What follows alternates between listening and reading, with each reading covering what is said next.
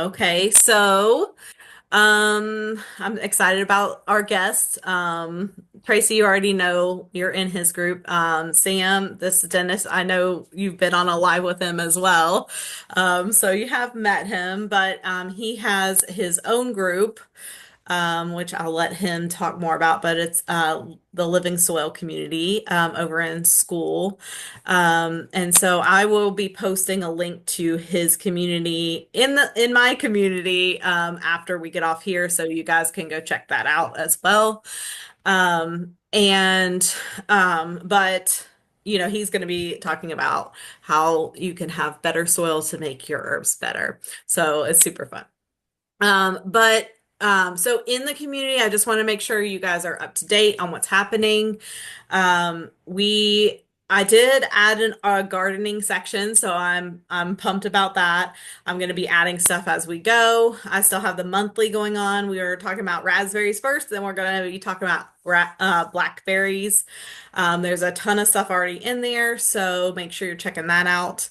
With the monthly, you're going to be able to get like the herbal dosage, the value pack, the live training replays like this, and the comfort pack, which is going to be that's more focused on like the ailment, and the herbs will be in that kind, so it's a little more sectioned out.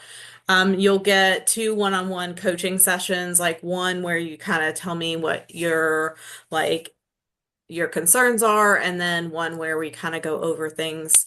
I might know things off the top of my head, but the second one I'll dive even deeper. And then you'll also get the new gardening one.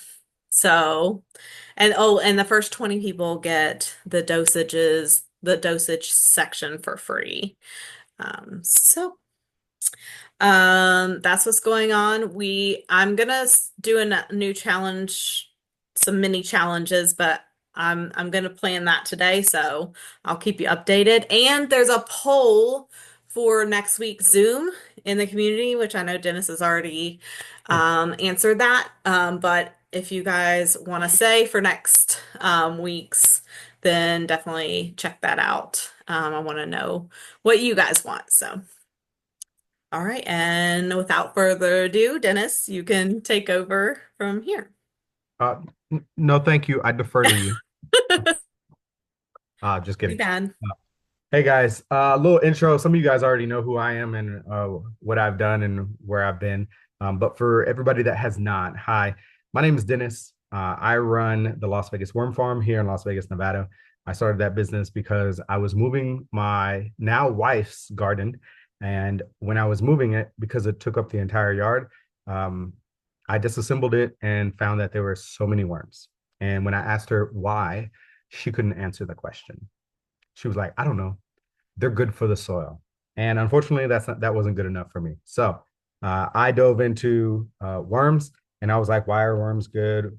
Oh, they have worm castings because worm castings are good for growing things. And I was like, oh, that's cool. So I called my grandma in Germany who basically grew everything that they could eat because they had to, and then they had to barter with other neighbors. So I was like, hey, how do is this worm thing true? And she told me yes. Worms mean that you have a healthy soil. So I was like, all right, cool, I'm on the right track. So then I was like, can I breed some worms? And after killing thousands and thousands and thousands of worms, I finally figured it out.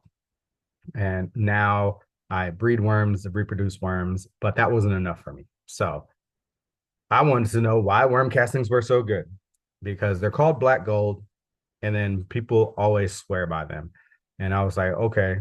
So my grandma said that worms are good. These books are telling me worms are good. I understand worms now, but why are the worm castings good? What makes them so special? So I had to do a lot of digging. After digging, I ran across a couple of doctors with some PhDs, looked into what they were talking about, and then I ran across somebody called Dr. Elaine Ingham, who is a soil biologist and has been for the past 45 plus years. She looks at soils and what actually cycles nutrients and gets plants the nutrients that they need.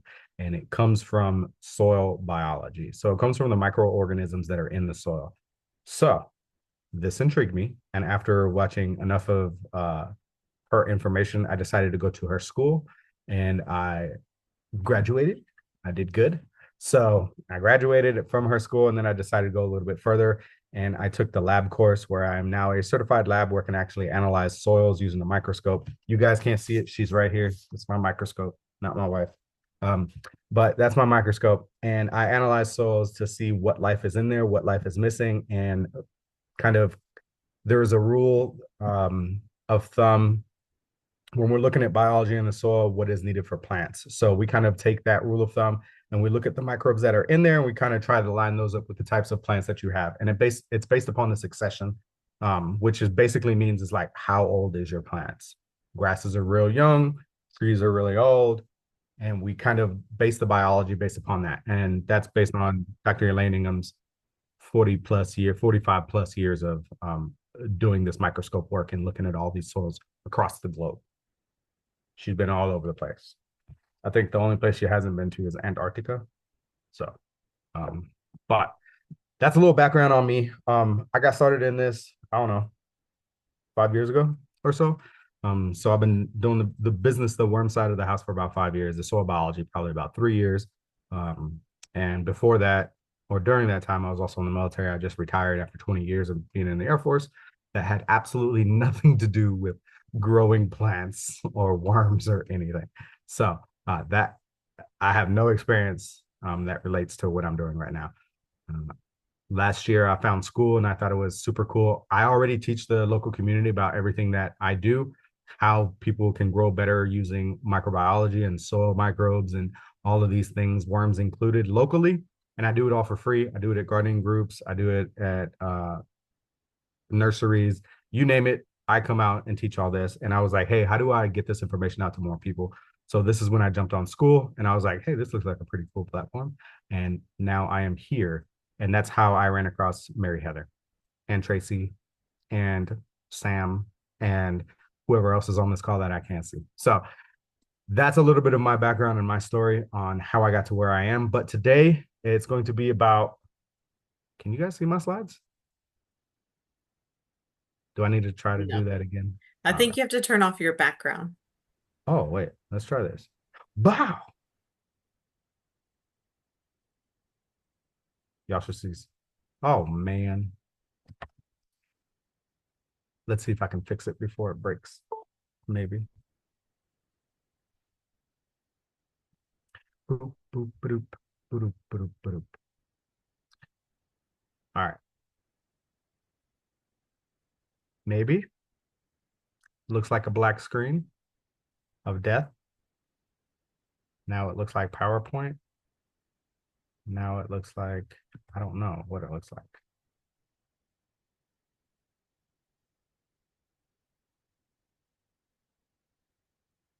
Sorry, guys. Technical difficulties here. Maybe I have too many screens. Do you want to save changes? I don't. Don't. Now my PowerPoint has gone away. Let's close this one too. Save it. Yeah, let's save it. Sure. I had all this up and going, but sometimes it doesn't work like that. So, Yeah, it happens. well, we'll see what we can do. Let's pull up this again. We'll go back to Zoom. So, PowerPoint. Why does it say showcase? I don't know. Screen failed to share to start. The window you selected is invalid. Never had that happen before. Uh, PowerPoint background. Now it has a caution. I broke it. Oh boy. I'm gonna leave and I'm gonna come back. Let's see if that fixes it. Okay. Bye. Now we'll just not let him back in. What about that? We'll just have our own little chit chat. I'm just kidding. I've had way more technical difficulties for sure. All right, there he is.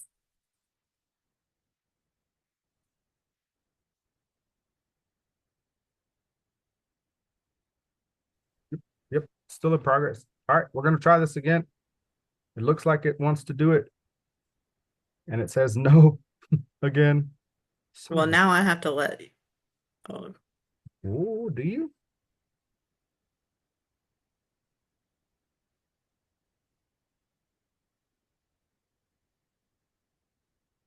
Hmm.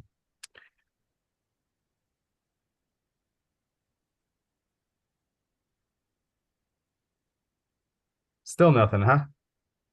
well, just give it a second because it did the PowerPoint did just it did pop up the one time. It went through this. Dennis has started sharing screen. That's what I see. Ah, And then it did go to the PowerPoint, but then it just didn't get to like actually do it, do it. the play. Time and again. Even street takeovers. City, HB says this new. All right. I'm gonna leave and then come back again. Let's see if this works. This might take a little bit longer. So let's see. Now I don't have any buttons. I love technology. Sorry, guys. Thought we had this figured out, but we They will get it. There was one time I couldn't learn, I didn't know how to like get my screen to work, and it was literally there was a cover on my camera. So I was like, I can't start the Zoom. I don't have a video. So uh people were trying to enter and I was like, I can't do it. Sam was on with me. It took me forever and it's just this little slidey thing. Technology, you never know what's going to do.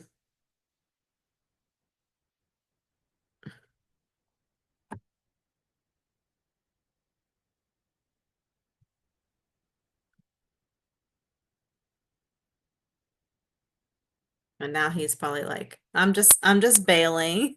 I'm just gonna leave, not come back.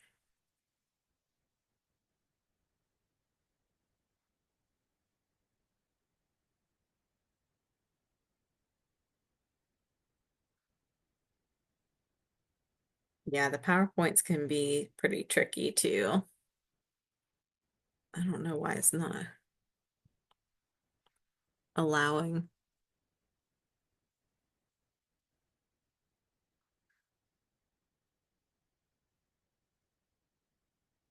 Make sure it's not on my end.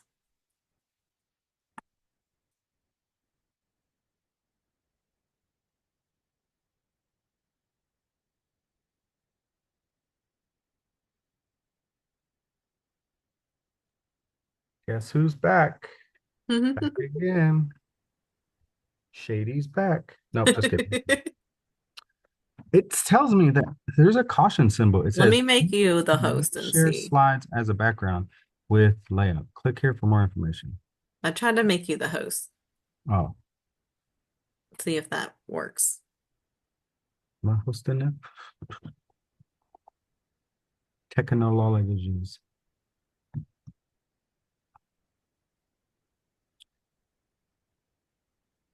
Oh, why?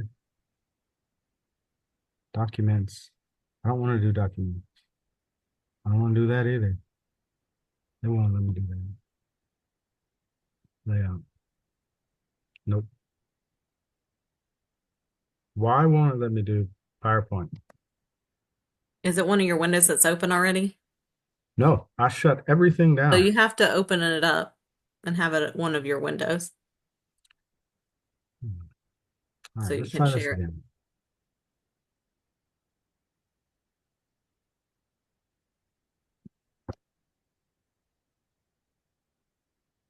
All right, awkward silence. Anybody got any questions while we try to figure this I was technology? telling them that I couldn't figure out how to turn my camera on one time and there's a little thing that slides over to like lock my camera off and I didn't realize Uh, it. So for like 15 minutes I was like, there has to be a way.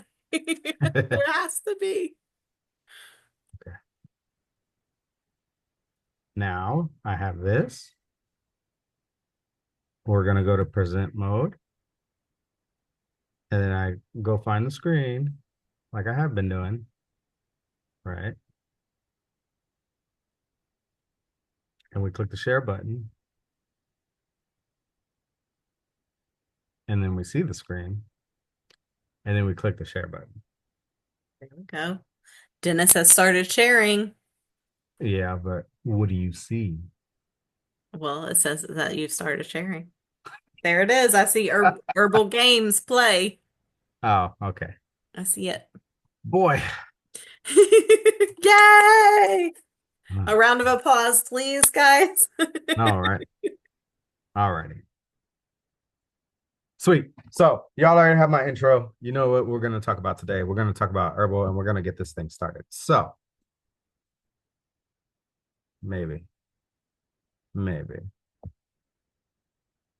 we go. So what are we going to talk about today? So we're going to talk about the normal way of growing, the way people normally do it, right? The traditional way. We're going to talk about that. We're going to talk about how Mother Nature actually does it, which will be our level 1, and then we'll get into level 2, which is going to be taking it up a little bit, taking it up a notch, which we're going to specifically dive into herbs. Okay, and when we're talking about herbs, we're Mary Heather has her community about herbs, and it's because of the specific nutrients or chemicals or properties, there's the right word, properties that are in these herbs that we want to get to the highest point possible so that we can get the most benefit out of it. Would you guys agree? I don't think people want an herb that is like on its last leg, about to die, and be like, okay, this is going to solve all my problems. Yeah, Probably not. You probably want the healthiest herb out there possible to give you the most medicinal properties out of it so that you can be healthy, but the plant has to be healthy first in order to be able to do that. So we'll talk about that. That'll be our level 2. And then we'll talk about the game changers and how they kind of do that. We'll talk about how do we get started in these principles. And then the last thing is basically don't wait, just do it. Something just happened. Are we good? yeah, everything looks great. Cool. All right. So don't wait. Things happen. And then at the very bottom, failure is part of the process. So I will tell you, you will fail, you will mess up, the plants will die. It's okay. That's why we plant more than one plant, right? We want multiples so that if one dies, we got it back up. And if that one dies, we got another backup. So let's jump into it. Round 1. Ding, ding, ding. All right. Yeah. So you ever looked at your plants and thought to yourself, this right here?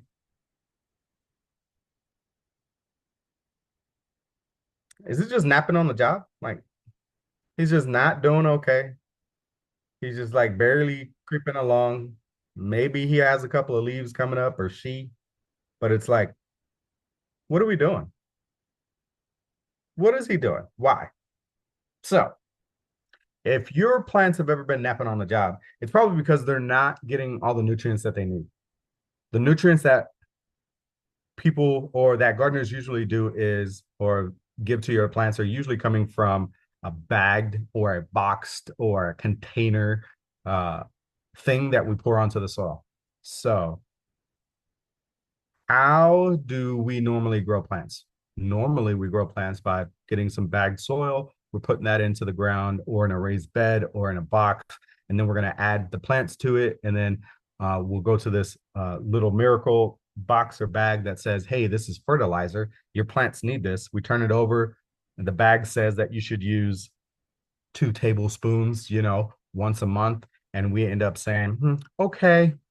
We go grab 2 handfuls and we put it in there and we're like, you're going to grow.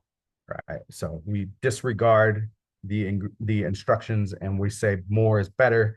And then we go forth. And that's usually the process that we use when we're normally growing plants. This is not what we're going to be talking about today. That is a traditional process. That process does work. It grows plants and sometimes it does a really good job. But that's not usually how things occur out in nature, right? So when things occur out in nature, they occur naturally, not with human intervention. Round 2. All right. So what are the basics, right? What are we looking at when we're looking at growing organically or using a living soil, right?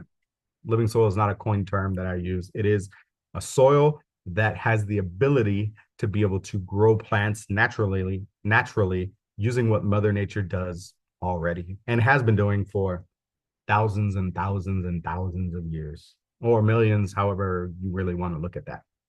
Because there's probably other plants and things on other planets that are growing without human intervention. Aliens, it might be different. I don't know. Maybe they do stuff, but as far as I know, Mother Nature does the majority of the things. So, what are the basics? Normally, we put bad soils. We already talked about this. We add some fertilizers and we add some water. And how's that been working out for you? If you're on this call, it probably hasn't, right? If you're listening to me talk, you probably have some issues. You probably struggled. And I'm going to tell you why. So, there's something in the plants. They basically have like life stages, kind of, sort of. I am not a botanist, so don't quote me on all these things, but I know a little bit to be dangerous. So there's something called primary metabolites. Primary metabolites are these things that plants need or plants do to be able to grow the things that we can see. That might not be a good definition. The things that are necessary for them to sustain life. So those would be roots, stems, leaves, so that they can photosynthesize, and reproduction, meaning that that goes into creating seeds and all of that. These are your primary metabolites in a plant. Where does the plant get the energy to be able to do this? It doesn't come from the bag. I don't know if y'all can see my cursor. This right here, any fertilizers in a bag of soil, that's not where it comes from. So a little bit of nitty science. Here we go. We're going to deep dive. We're going to dive into some soil biology. We have microorganisms in the soil that feed the plant the nutrients that they need. Okay, this is how Mother Nature does it. This is how it's been doing it for years. The plant photosynthesizes. We all learned this in elementary school.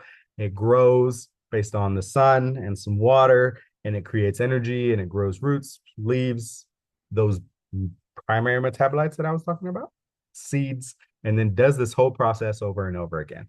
So as long as you have those basic necessities, the plant will grow. When the plant photosynthesizes, you use 50% of the energy to grow the things that we can see, and the other 50% of this energy goes back into the soil. I'm going to say that one more time. 50% of the energy that the plant creates through photosynthesis is created to grow the things that we can see, and 50% goes back into the soil. Why would that be? Great question. Here's the answer. The plant actually pushes 50% of the nutrients in a form of carbohydrates, sugars called exudates, back into the soil to feed the biology in the soil. Why does it feed the biology in the soil or the microorganisms in the soil? It does that because it's bringing in specific type of microorganisms that release nutrients for the plants. Now we have all types of microorganisms. We're going to get nerdy again. Bacteria, protozoas, nematodes, fungi, worms, arthropods, microarthropods, and then we start working up in bigger and bigger things. All of these things in the soil, they feed, they go to the bathroom, and they die. Just like us. We eat, we live. Hopefully we don't get eaten by other things. Sometimes it happens. And then we die. And this process is returning nutrients to the soil. So every time a bacteria feeds on a simple sugar created by a plant, it gets fat and happy, and it says, oh, I've had too much, I got to go to the bathroom. Or it will do its own little splitting, right, where it turns into two. I forget what that's called. It's some scientific word. It'll come to me later. But they will do that, or they will just die because that's just how Mother Nature works. When that occurs, the additional nutrients that are there going to go into the soil system. This is what your plant is using for nutrients. When these microorganisms poop, that is your nitrogen, potassium, phosphorus, manganese, iron, zinc, molybdenum, you name it, whatever your plant needs, it's getting from that. Now, the cool thing about the plant is in control 100% of the time. It does this at every micromillimeter of the root here, or nanometer, or micron whatever measurement you want to use, it does this all along the route and it does it at different times. So it's kind of like going to a buffet and you got chefs in the back cooking. Bah, bah, bah, bah, bah. They're chopping up all this stuff, throwing it on the buffet line, and then us as humans are coming in and just eating all of it, right? This is your plant. Your plant is chopping up all of this food, throwing it out there on the buffet line, and these microbes are coming in like, hi, hi, hi, hi, hi. Oh, I'm gonna eat it all up, right? So the more microbes you have, the happier your plant is going to be because it's going to have more access to nutrients that these microorganisms are leaving out there. Now, each of these microorganisms have their own role in the soil. Do we want to go into that? No, we won't go into that. We'll skip that portion of it because the next portion is what you guys really want to listen to. But each microorganism does a different role in the soil, right? So bacteria are usually prey, protozoas, nematodes are going to be predators, and then worms are predators, microarthropods are shredders. Worms can also be shredders, and they can also be aerators of the soil, just as well as earwigs, crickets, roaches, roly-polies, you name it. They all perform a specific job in the soil. We need them all.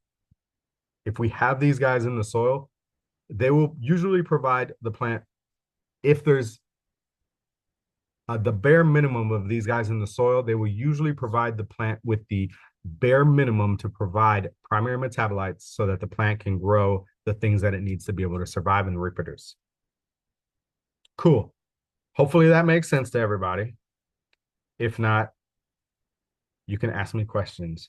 I'm okay with y'all interrupting me and asking me questions. It makes it fun that way. But we will now go to round 3. Ding, ding, ding. All right. The plant is in control. We already talked about that. She runs or he runs all of it. It pushes the exudates down into the roots and brings in all of these microorganisms. Okay. Now, there's a couple of things that we need in order for everybody to be happy. Okay. Us, if you look at this list, there's at least 3 things on here that you would be happy with. Maybe not 4, because you don't know what that is yet, but you're probably at least 3 things that'll make you happy. Air, that'll make you happy because you put a bag over your head, you're not gonna make it very long, right? Cool. We all are okay with air. We all want water, right? We can only live without water for what is it, 72 hours, and then we expire. We turn into plant food. And then the third thing is food. I think we can go, 14 days without food, right? Something like that. I don't know. Any of y'all watch Naked and Afraid? I think that's why the challenges are 14 days because that's the maximum period of time you can go without eating. But I think that's the number. Maybe I'm wrong. But these are the things that your plant needs too.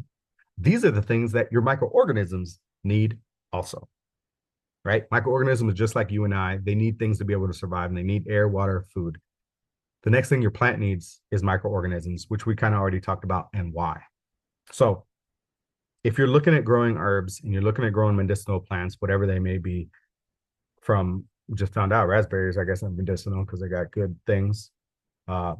Parsley. If you're looking at growing, I don't know what else is out there. Because the Mary Heather probably knows a lot more than I do. I'm sure she knows a lot more than I do. So if you're trying to grow all of these plants, you got to have these things in the soil. So how do we get these things in the soil? Well, if you need air, most people will go to till. That is one way to put air into the soil, but you're also killing the biology that's in the soil if you do that. That also allows air to flow in there, right? And then we would need to add food. Well, let's go back. Air. We need to flocculate the soil. Whoa, Dennis, what did you just say? Flocculate. That sounds bad. No, it's a good thing. What we're doing is we're opening up the pores, right? So in this case earlier, I was talking with Mary Heather, and she was saying that, is this Sam? I think we're talking about Sam. We won't talk about the bad things we said, but we'll talk about the good things we said. We said that Sam had crappy soil. Sam had clay soils, and clay soils are locked up like this. Okay, it doesn't allow oxygen to come into the system, and it also has struggles with water. Either the water doesn't infiltrate and it runs off the top, or it infiltrates and then it just stays there forever, which causes root rot. Right. So we got to be able to open up those soils. And how do we open up that soil? Is by adding organic material into the soil. Chunky things, different sizes, all different types of organic material. This is what opens up the clay soils. This also helps regulate moisture.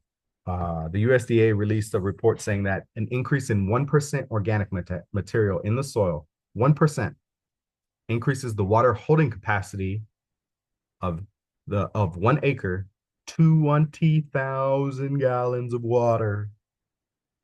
1% increases the soil's holding capacity of 20,000 gallons. Dennis, I live in a neighborhood with an HOA. I don't have acres. I got you. I got you. I did the math, and if I remember correctly, that comes down to about 1.8 gallons per square foot. That means a milk jug, almost 2 milk jugs in a square foot by adding 1% organic material. Compost. That's the key word here. Compost, compost, compost. Compost will open up your soils. It will allow air in. It will also help regulate the water, the moisture in your soil. It will retain moisture, but it will also allow moisture to escape from clay soils. This is super important if you have sandy soils as well. Sandy soils are very coarse. They don't have the ability to hold on to moisture at all.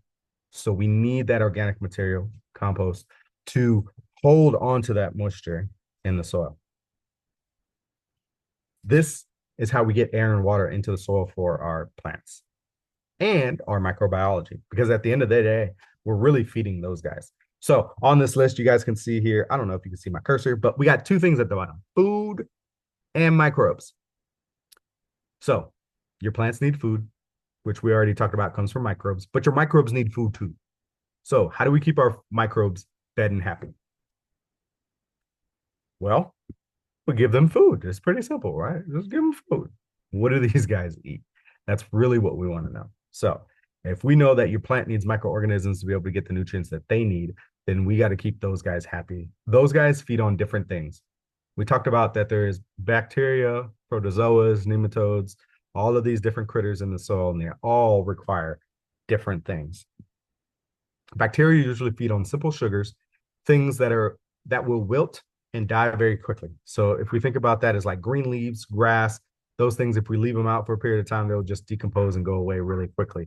These are the type of things that bacteria like to feed on. The other guy in the soil is fungi. Fungi are the complete opposite of bacteria. They like feeding on things that are very tough, very difficult. How many of you guys have ever tried to chew on a piece of wood? It's great. Do you ever get to eat it? Probably not. It's really hard to break down, right? You might get some splinters. It's probably not going to taste that. I mean, it might taste good. Who knows? But it's going to be very difficult for you to break down. Well, fungi, that is their primary source. I like bread, donuts, kolaches, things like that. That will make me happy. Wood, cellulose, lignin will make fungi happy. These are the foods that we need to keep those guys going. Fungi are super important in the soil because they extend the root zone in certain plants depending on the type of fungi it is. But we got to have all these different things in the soil, right? We talked about the buffet. If I said, "Hey guys, I'm gonna take everybody out to Little Caesars, not Little Caesars, CC's Pizza, Peter Piper Pizza, wherever y'all are from. Y'all remember the pizza buffet? We're gonna go to that. How many of y'all are gonna be excited about that? Some of y'all health folks, probably not so much. Now, if I said, "Hey, we're gonna go to the casino and go to the buffet," how many of you guys are gonna be excited about that? And I'm paying for it. A lot more of you guys, right? So the microbes are going to be the exact same way. If they have a little bit of things to pick from, they're going to be kind of happy. But if they have a lot of things to pick from, they're going to be really happy. So diversity is the key here when we're adding organic material into the soil. We want to add a bunch of different organic material that we can feed those microorganisms.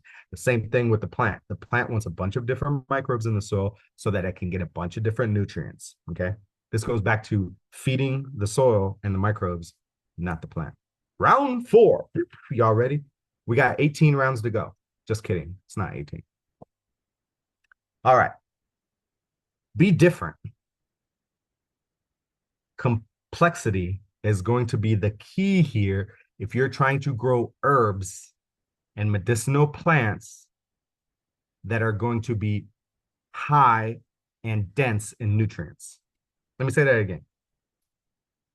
You want a bunch of different things that your microbes and plant have access to if you want the healthiest, most medicinal properties in that plant. Let me explain. So earlier in round two, I believe, or round one of those rounds, we talked about primary metabolites. So the plant usually does this. It's their primary purpose. They grow these things that they can do. But your plant also hits secondary metabolites. Let me explain. I'll break it down for you. Secondary metabolites are the things that we kind of enjoy as humans when we're looking at our plants. The way we look at this is flavor. If you've ever had a raspberry from the store and compared it to one that you grew in your yard or you found in the forest, one will taste better than the other. Why is that? It's because the one that was probably grown in your backyard or in the forest probably had access to a lot more things, a bigger buffet, than the one that was grown in a farm setting where everything is controlled. Additionally, if you look at some of the flowers are kind of difficult, okay, but stick with me here. Colors. If we're talking about flowers and plant colors, you will get more vibrant colors when your plant has access to all of those microbes and the microbes have access to all of the food that they need in the soil. Why is that? It's because once the plant starts growing the things that it normally needs, right, which are the stems, the leaves, and the reproductive stuff, then it's going to focus on, I want to be pretty. I want to smell good, right? I want to be healthy. That's the second thing the plant works on, right? It's kind of like us as humans. The first thing we want to do is we want to get some money, right? So we're going to go work a job, which is photosynthesis, and we're going to get that money and we're going to buy a house, right? And a car. We're still going to stick with the house. We're going to buy a house, right? And that is our primary metabolites. But secondary metabolites are, I want my house to look good. I'm going to paint it. I'm going to put some shutters on it. We're going to fix the roof, right? So the roof's not leaking on me because I don't want to get leaked on. I want a nice sealed home. I want the windows to be nice, right? Not all drafty. This is the secondary metabolites in your plants. This is when your plant focuses on flavor, color, increasing the nutrient density, the medicinal properties inside of it, and immunity. Immunity works in a bunch of different ways. In this case, immunity is going to be resistance to disease and pests. So when things are complex in the soil, when you have a bunch of different things going on, when the microbes have access to different foods, you get into this regime where the plant is like, man, I've got enough energy that I'm going to spend it on my secondary metabolites and grow even better. A lot of times we never really get to these stages in a traditional system. And sometimes even in an organic system, depending on what we have going on. There's a bunch of different ways out there that you can actually test these. You can do sap analysis where you send in plant sap into a lab. They will test it and they will tell you what minerals, what elements are actually in the plant, what the plant has, what the plant is missing, what it needs. And that's kind of like us as humans going to, what is it called? The lab and getting blood drawn, right?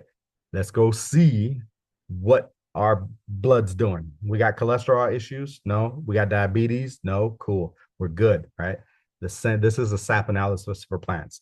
It can get kind of expensive, just like labs get expensive, but it is one way that we can test it. Another way that we can test to see if we're hitting these things is something called a Brix test, a Brix analysis, where we're taking the plant leaves and we're compressing them, pulling the liquids out of it, putting it in a refractometer, looking at it to see how much sugar the plant is actually producing. So remember earlier we talked about plants produce or they go through photosynthesis to produce sugars, and these sugars are used for the plant to be able to grow and also push into the soil, right? Well, the more sugars that are in a plant, the healthier it is. The healthier the plant is, the more things that the plant can focus on as opposed to just growing. So hopefully that makes sense. There's different ways that you can test the plant to be able to do this. These are things that the sap analysis is something different. You can't do that. You got to send it into a lab unless you are a lab. The Brix reading, you can do that at home. You can get a garlic press. You can put your leaves through it. You can buy a refractometer from Amazon for like 20 bucks. You can put the drop on there. You can hold it up to the sunlight, look at it, and they'll give you a Brix reading. The Brix reading tells you how much sugar is in there. The more Brix, the healthier. The less Brix, not so healthy. Not so healthy, you're never going to get to this portion of it. You're never going to get to flavor. You're never going to get to color. You're never going to get to these medicinal properties that you're looking for in your herbs. And if you're struggling with pests, you'll never get to this immunity boost stage of it. Okay. Sweet. Round 5. Moving on. Game changer. Okay, these secondary metabolites, right? Once we hit these stage, we are solid. We are good. Our plants are doing what they're supposed to. Mother Nature is providing us with, what is it called? The pharmacy, all on her own. This is Mary Heather's baby, right? This is what she talks about. She looks at the plants and she tells you, hey, you got this issue. Look at this plant. And a healthy plant will give you all of those pharmaceutical properties that you're looking for. But you have to have a healthy plant in order to do that. If you don't have a healthy plant, you're not going to get all of those medicinal properties.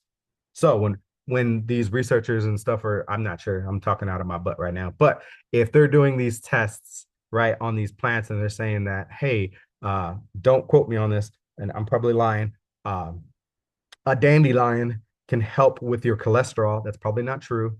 Mary Heather will correct me. Probably Sam too, right? But if they will help you with your cholesterol, that is probably a healthy dandelion that has the ability to be able to produce primary metabolites and reach those secondary metabolites to be able to create those medicinal properties to help you as a human. If we don't get to that point, Mother Nature can't provide those pharmaceutical properties for us. Okay. So it's super important to be able to get the soil right so that the plant has access to everything that it needs. This is a game changer. Okay. This is where all of your everything that you're looking for, right? Like I was talking about, your fruits, right? Your vegetables. This is where the taste comes in. When you're looking for those roses that have that really good smell, and you're like, man, I've smelled good roses and I've smelled roses that smell like crap. Secondary metabolites, right? When you're looking for higher value in medicinal plants, this is what we're looking at. When we're looking at cannabis, they're looking at terpenes. They're looking at man, I just lost the other thing. All these other little properties, right? You will never get to that stage unless your plant hits those secondary metabolites. It has to be healthy. Round 6. I told you guys 18 rounds to go. All right. How do we do this? And when do I start? You start today. The sooner you get started, the faster you can get things rolling in the right direction. If you wait till tomorrow, then you're pushing that off. I know y'all heard this, and I'm going to say it. The best time to grow a tree is now or 10 years ago. Well, we can't go back 10 years, right? But we can do it now. The same thing goes with your soil, and the same thing goes with your medicinal plants. The best time to grow your medicinal plants and to get the best plants possible is to get started now. And that starts with the foundation. It starts with the soil. If you build a house on sand, it will last for a period of time. If you build a house on a concrete foundation reinforced by rebar, it will last a long time. The house will fall before the foundation goes away. Okay? Unless there's an earthquake or tremors pop up, and y'all seen the movie Tremors. And if you haven't, go watch it. They're great. There's like 6 of them. But the foundation is the key, right? It is what you build your house on. The soil is the key. The microbiology in the soil is the foundation for your plant. If you don't have the foundation right, that plant is not going to be able to grow to its full potential. You might hit primary metabolites, but you'll never hit secondary metabolites.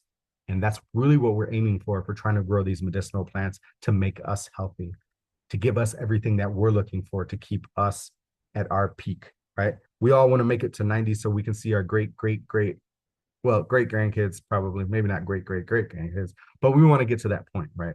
And we got to start with the foundation. The foundation is the soil to get the plants that we can actually intake so that we can be happy and healthy. And it starts with happy and healthy soil.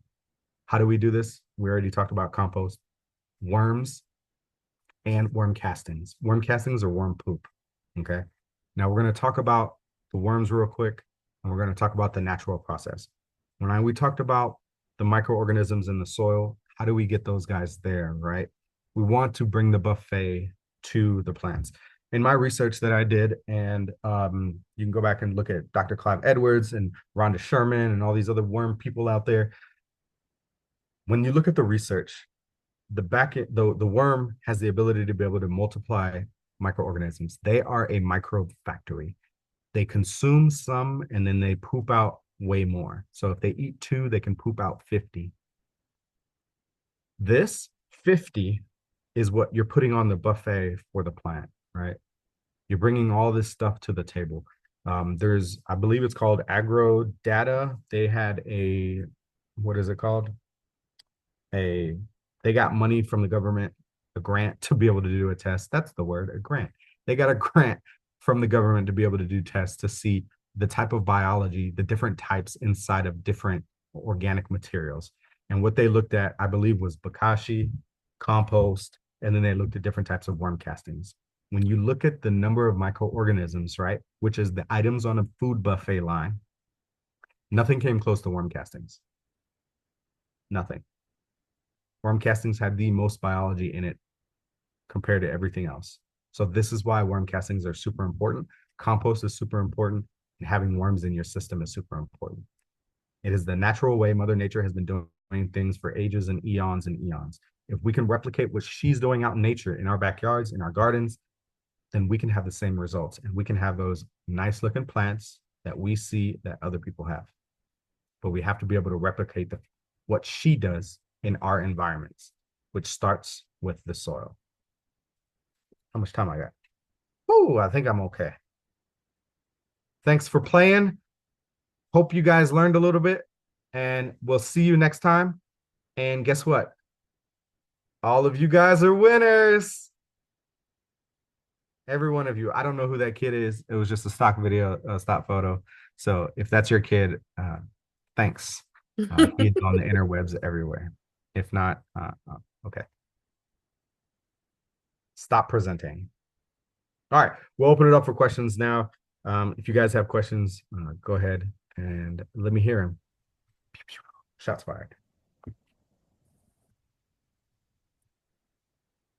So No questions. Thanks. Bye. No, I'm just joking. Go ahead.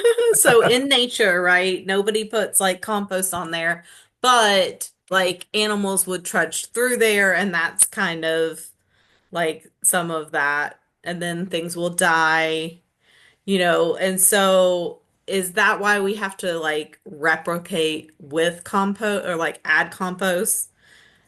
Or like once you get that living, like if you get a ground cover and you get that living body going, you won't have to add as much. Is that the case?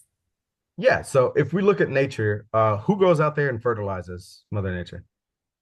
Plants and animals. Plants and animals. And like you said, animals come by and they poop, they die, and they feed the soil.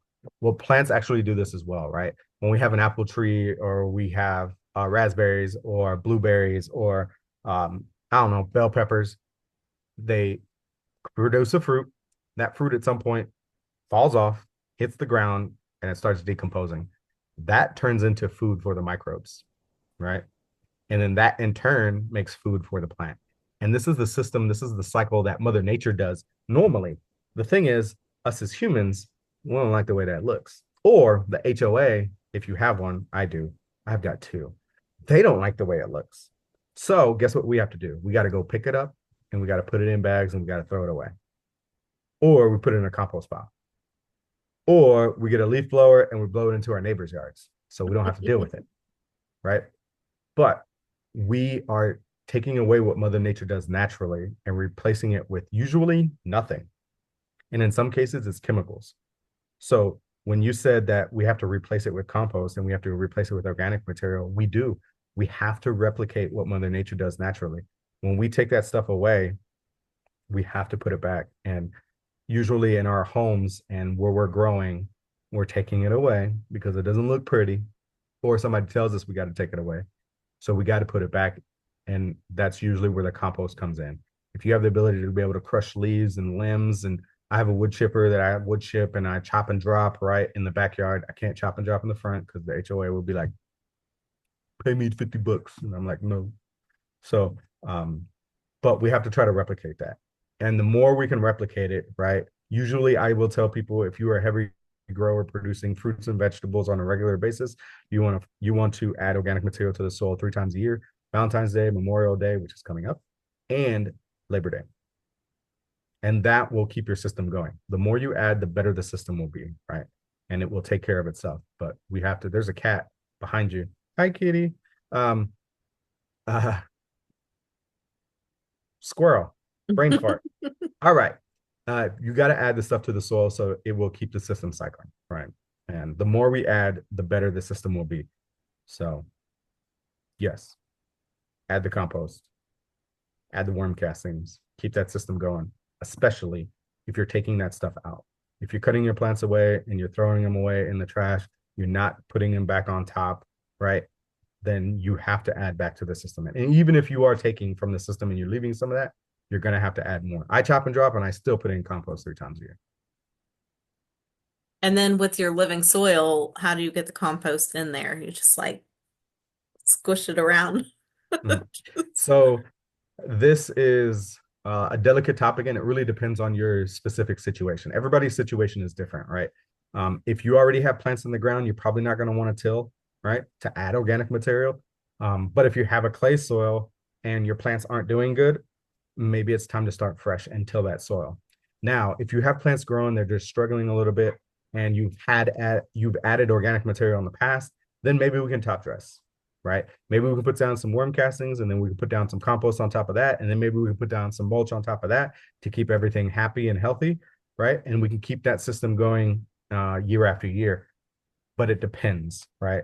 In some systems, we have to get the microbes in there first, then we have to add the organic material, and it just depends on your specific system. They're all different and they're all unique, and we got to make sure that we're addressing it appropriately because every situation is different. Like, I'll be mad if somebody comes and tells me I got to till up all my stuff. I'm not doing it. I will top dress and I will wait, right? So it also comes down to personal preference. If you're okay with waiting for a year or two for things to come, top dress. That's what I've done in my yard. Like, it's been 3 years and my yard looks nothing like it has before, but I top dress. That's it. But I have time. Now, if you're trying to grow stuff or you have a plan for 5 years, right? Or you're like, hey, I need to be able to produce on this market garden so that I can sell, so that I can provide for my family. You're different.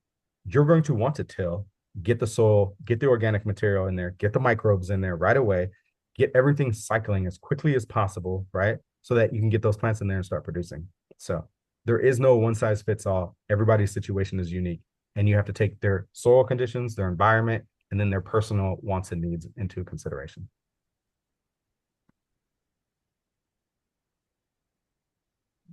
Anyone else have any questions? No questions? Silence is golden. I think that's the term.